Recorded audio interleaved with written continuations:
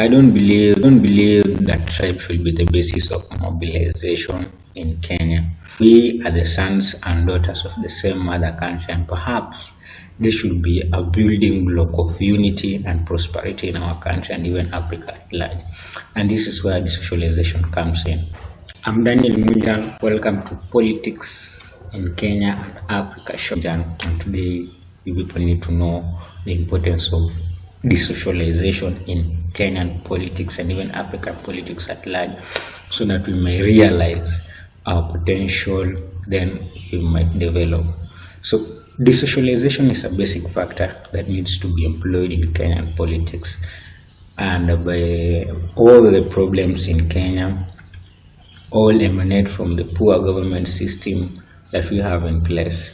So since independence, parties have been merging for the sake of ethnical interest, and that those with the majority, they merge together and they win the election. The pioneers of this division were founders of KANU, who they formed KANU with the fear that the KANU was being dominated by the Kikuyus and the KANU. And in fact, KANUs are the founder of tribalism in Kenya, and I will tell you why. The founder was Ronald Ngala. Ronald Ngala was later joined by Moi's Kalenjin Political Alliance, the Maasai United Front. Then we have the Kenya African People's Party, the Coast African Political Union, Masinde Muliro Baluya Political Union, and then finally the Somali National Front. And these are the basis of tribalism. Yes.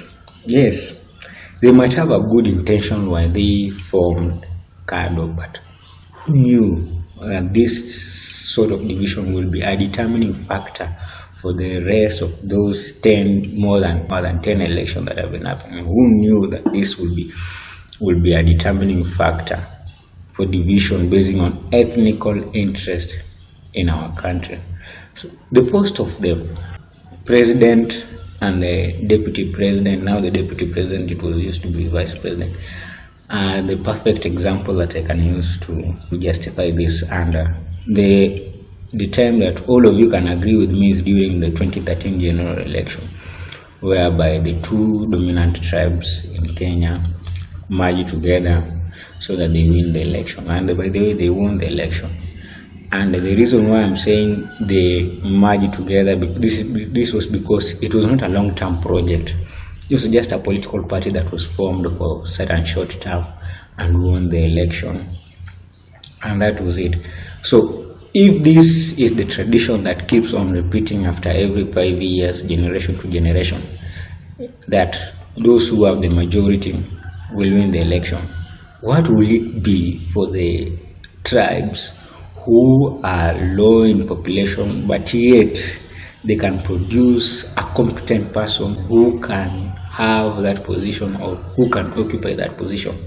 Is this an egalitarian society? Are we living in an egalitarian society where there is equality, or are we just living for the sake of living and doing things just for the sake of short-term gain? That one is a question people need to think. Apparently, many political analysts in Kenya call this bad implication, or rather this tradition, as a strategy of winning an election. And they might go even further, saying that such a character came as an accident. You can imagine, came as an accident. And whenever somebody who is campaigning for a presidential post need to go and see such a person, because he has the more of influence from the Kikuyus, or rather he has the more influence from the Luos, from the Kalenjin. Now you can imagine when you have a, let's say, a spokesperson, and this spokesperson is the one that detects who you should vote to, and he comes and influence you, do this and this and this to this person, you will win the election. So are you independent on your own? Do you have that independent right to vote? Because here you are being told, vote this person. You don't know the manifestos of that person. You can't even weigh them because you don't know them. it is much disappointing that you go on and vote for that person, not knowing that person manifestos, not knowing the worth of that person, not knowing even the competency of that person. And our political parties, as I said earlier, they have been merging for the sake of ethnical interests and personal interests of a person. And when those personal interests are realized, there are a lot of betrayals, and these betrayals comes in with the formation of new political parties. And I might give you two examples. When Daniel Munjal, the cabinet secretary, the former cabinet secretary of agriculture, was fired, or rather was removed from government, he went and formed his political party. And when there was a difference between the deputy president and the president, although the deputy president did not make a move, his allies went on and formed a political party for their own. Now, here is the question. When these new political parties are formed, they come with a hidden agenda to avenge the people from certain community who earlier betrayed them. And when such political parties take power, they come with corruptions, they come with poor government system, they come with poor domestic and foreign policy formulations. And you can imagine when there is a poor domestic policy and even foreign policy formulation, that means the country at large will suffer, because there isn't a specific way, or rather a definite way, stable way of how things should be done, or rather how to tackle a problem when it comes in. And this is a government that, yes, they might be doing good, yeah, but it is not worth commenting on, because they are not up to the standards. It is not a long-term project. Yeah, it is not a long-term project, and that's why when their interests are realized, there is a lot of betrayals that comes with them. And when they take power, people will suffer. And this is a product of a village politics. A village politics whereby people who tend to meet somewhere, discuss who will be who and will be what, not knowing what those people, not knowing the competency and the manifestos of those people.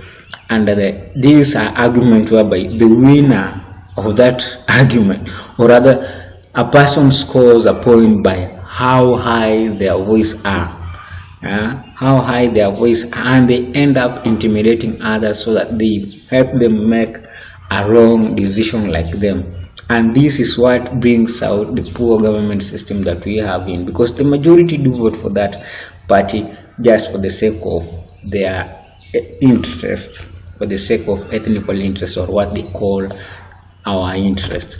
Now, that government, when it comes to power, it comes with wrong policies, as I've said earlier.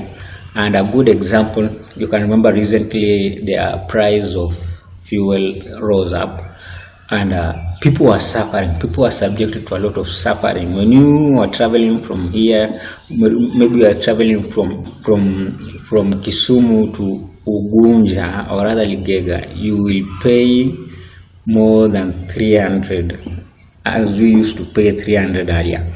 And you can imagine this government has been very slow to come to people's rescue. It is very slow, and these are just repercussions for poor government system that we have in place. And this bad implication has even degenerated to academic institutions such as the university, whereby if there are elections in the universities, people say that, and there is an aspirant that is standing for a post, for example, maybe a congressman or a congress lady or any other post somewhere, they think that let's unite, for example, an institution such a tribe as the majority, let's unite with the Luos, let's unite with the Kikuyus for they are the majority, and let's win this election. And apparently they go up winning the election, and they go a step further, celebrating how they have been tactful and how they have been strategic for winning that election, and not knowing that these are short-term benefit, and they put someone to office who is not even competent. So Kenyan election, and even this kind of election, people need to know the manifestos of these people.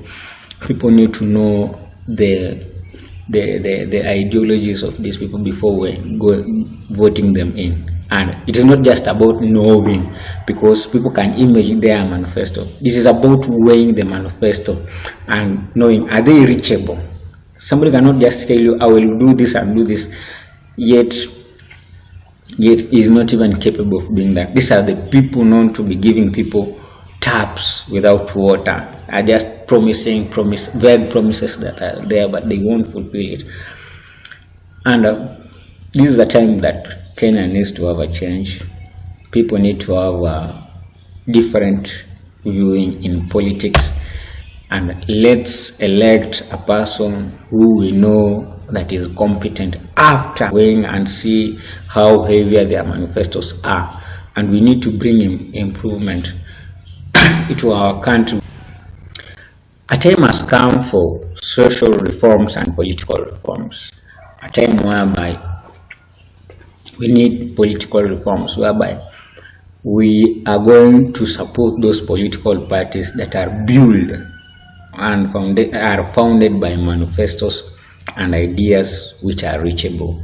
We are going to vote in members of parliament who have ideas and manifestos which are reachable, and we are not going to see how the weight of their pocket. And unfortunately, these incompetent people, when they go to parliament, and even one has the audacity to go in a national television and say that every member of parliament is always bribed, you can see the repercussion of poor government system. So the conversation here is very simple. The conversation here is that let us support political parties that are founded on manifestos, and let us support a candidate who has manifestos and ideologies which are reachable, and not how heavy their pockets are, and not how we are identified as culture. We are identified as culture, and we vote someone in. That one shouldn't be the case in this time political party. That one shouldn't be the case on how things should be done in Kenya. What is the essence of being given an amount that cannot even sustain you for, let's say, a week, so that you vote someone in, and yet you remain suffering for more than 5 years? And it comes an extent when these people are not given this amount of money by such an aspirant or such a candidate. They say, unatuacha aje, wewe hakuna penye unaenda, kama watu tuboki hakuna penye unaenda. So these are the things that are happening in our country, and we need to strip off this type of political behavior and belief in attitude, so as for our country to develop. So it is upon us, it is upon every individual, it is a call that targets everyone. Let's bring change to our country.